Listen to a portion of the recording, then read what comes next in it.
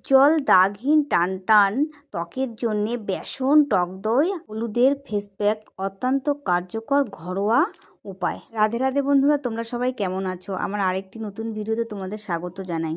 আজ আমি ঘরোয়া উপায়ে একটা ফেস প্যাক বানিয়ে তোমাদের সঙ্গে শেয়ার করছি। তো এটা আমি সপ্তাহে 2 দিন ব্যবহার করি আর আমি খুব ভালো রেজাল্ট পেয়েছি। পার্লারে গিয়ে টাকা খরচা না করে এইভাবে ঘরোয়া উপায়ে একবার ব্যবহার করে তারপর রেজাল্ট দেখো। ভালো করে দেখে নাও। আমি 1 চামচ বেসন নিয়ে নিয়েছি একটা বাটির মধ্যে, তারপর 1 চিমটি হলুদ নিয়েছি আর তার সঙ্গে আমি 1 চামচ টক দই নিয়েছি। সব পরিমাণ মতোই নিতে হবে। দেখো ফেস প্যাকটা ঠিক এই রকম এর সাথে আরেকটা জিনিসও নিতে পারো, সেটা হচ্ছে অ্যালোভেরা জেল। তারপর সেটাকে ভালো করে মিক্স করে নিতে লাগবে, মিক্সড করে আর নিজের মুখটাকে ভালো করে ক্লিন করতে লাগবে ফেস ওয়াশ দিয়ে।